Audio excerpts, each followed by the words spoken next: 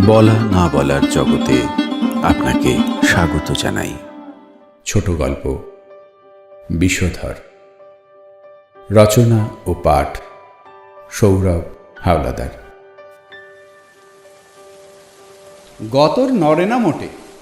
পুরুষ মানুষ এত বেলা অবধি বিছানায় না গড়িয়ে একটু বাজারের দিকে গেলে তো পারো।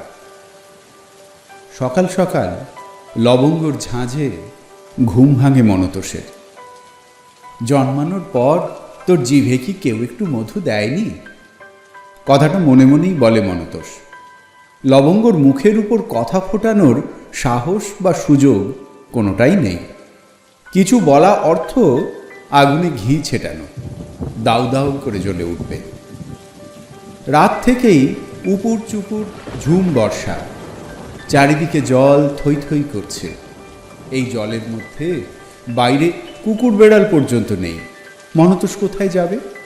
কিন্তু সে কথা লবঙ্গকে বোঝানোর সাধ্যি নেই। বিয়ে হয়ে আসা ইস্তক বউয়ের ঝাঁঝে মনতোষের অভ্যাস হয়ে গেছে। আগে এই ঝাঁঝটাই পছন্দ করত, কিন্তু বয়সের সঙ্গে সঙ্গে বড্ড তিরিক্ষি হয়ে গেছে। মনতোষ বোঝে কোনো ছেলেপিলে হলো না। হতাশাটা সেখান থেকেই বাড়তে বাড়তে আজ এমন হয়েছে। যদিও মনতোষ ওর সাধ্যমতো চেষ্টা করেছিল, ডাক্তার বদ্যি থেকে ঝাড়ফুঁক মানত পর্যন্ত। কপালে না থাকলে আর কি করবে? এইসব 7-5 ভাবতে ভাবতেই আবার ঘরে ঢোকে লবঙ্গ। এখনো শুয়ে আছো? এত আলসি লোক হয়? মনতোষ মিনমিন করে বলার চেষ্টা করে, এই জলের মধ্যে কোথায় যাব? লবঙ্গ গলার স্বর সপ্তমে তুলে বলে, জলের জন্য কোন কাজটা আটকে আছে? ঘরে মাছ ডিম কিছু নেই। যাও একটু শরীরটা নাড়াও, পাড়ার দোকান থেকেই না হয় কটা ডিম কিনে আনো।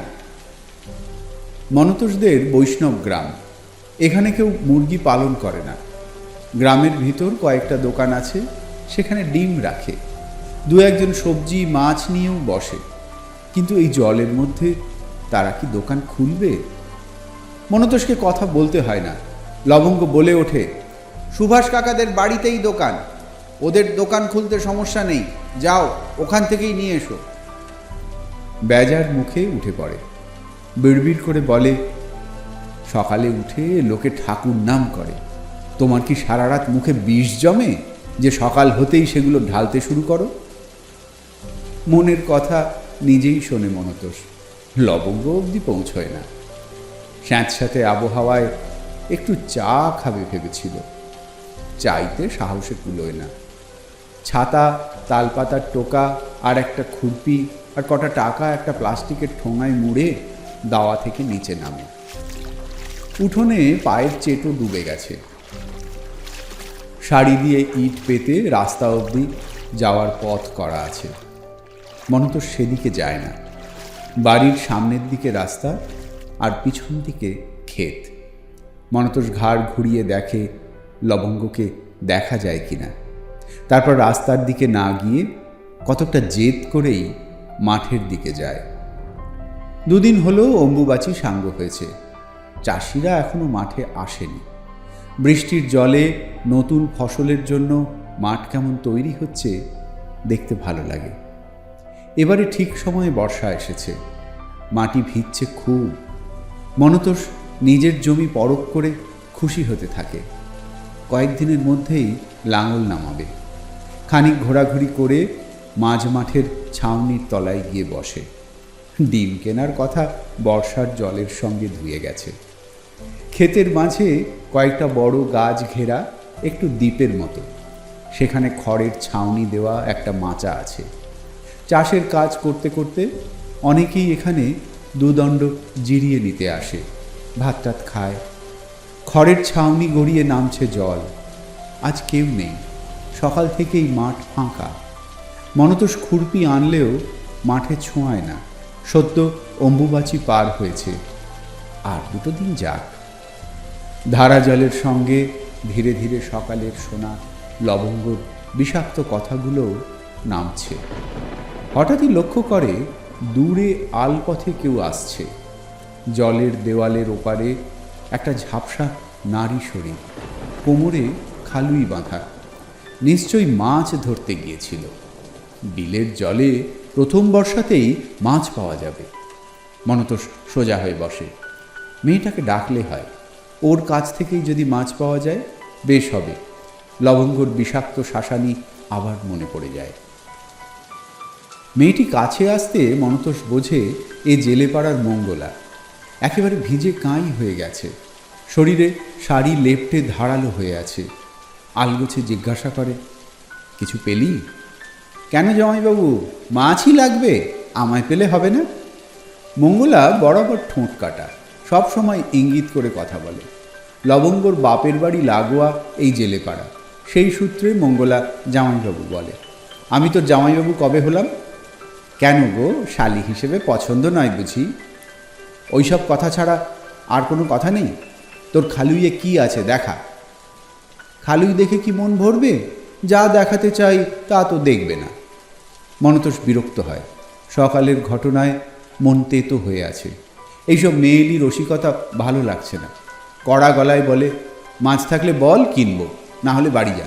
পুরো ভিজে আছিস, ঠান্ডা লাগবে। ভীষণ গরম, এটুক বৃষ্টির জলে ঠান্ডা হয় না, তুমি ছুঁয়ে দেখো। মঙ্গলা ডগডগে লাউলতার মতো হাত বাড়িয়ে দেয়। মনতোষ এবার ভয় পায়। বর্ষার জন্য আশেপাশে কোনো লোকজন নেই। এই অবস্থায় বেশিক্ষণ থাকা ঠিক হবে না। তার চেয়ে সুভাষ কাকার দোকান থেকে কটা ডিম নিয়েই আসবে। মনতোষ বলে, থাক, তোর মাছ নিয়ে কাজ নেই, আমি যাই। মঙ্গলা এবার প্রগল্ভ অবস্থা থেকে বেরিয়ে আসে। আমার খালুইয়ে যা আছে তা নেওয়ার তোমার ক্ষমতা নেই। মানে? মনতোষ অবাক হয়। মঙ্গলা এবার মনতোষের কাছে এগিয়ে আসে, আলতো করে খালুইয়ের ঢাকা ফাঁক করে। ভেতরে এক ঝলক দেখে মনতোষ চমকে ওঠে। ওটা কি, শোল? মঙ্গলা হাসে। শোল চেনো না জামাইবাবু? তাহলে? আবার ফাঁক করে মঙ্গলা। ভিতরে প্রাণীটা হিস হিস করে ওঠে। মিশমিশে কালো আঁশটে শরীরে একবারের জন্য মাথা তোলার চেষ্টা করে। ফনাটা যেন খোলা তরোয়ারির মতো ঝলসে ওঠে। ছিটকে সরে আসে মনতোষ। কি সাংঘাতিক মেয়ে রে, সাপ নিয়ে ঘুরছিস কেন? মাছ ধরতে গিয়ে এনারে পেলাম, তাই নিয়ে এসেছি। এসব কেউ সাথে রাখে?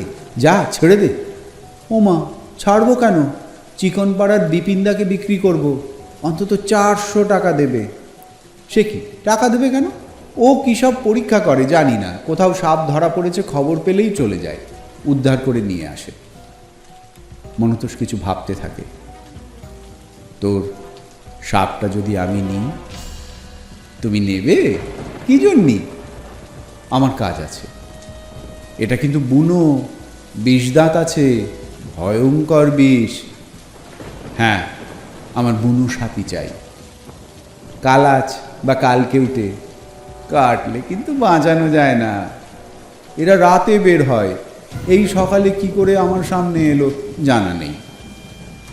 মনতোষ গেঞ্জ থেকে প্লাস্টিকের প্যাকেট খুলে একটা 500 টাকার নোট বার করে। পুরোটাই তোকে দেব, ওটা আমায় দিয়ে দে। মঙ্গলার চোখ চকচক করে ওঠে।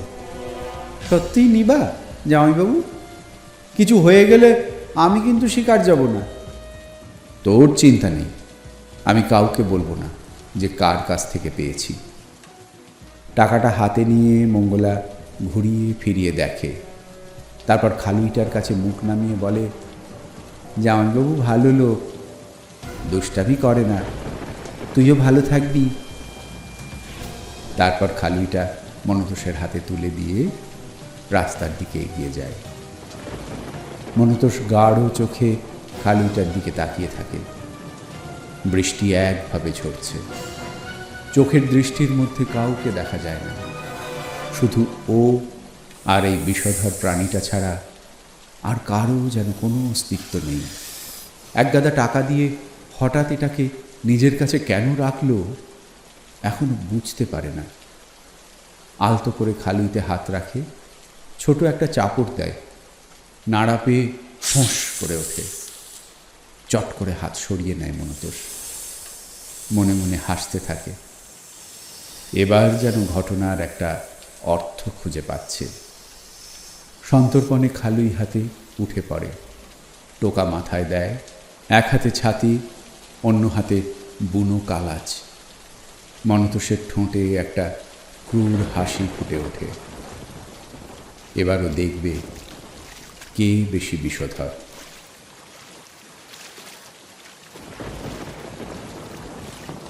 এতক্ষণ শুনলেন ছোট গল্প বিষধর।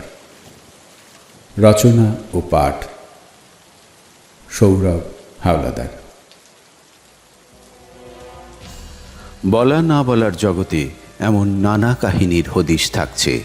অনুগ্রহ করে চ্যানেলটি শেয়ার, লাইক এবং সাবস্ক্রাইব করুন।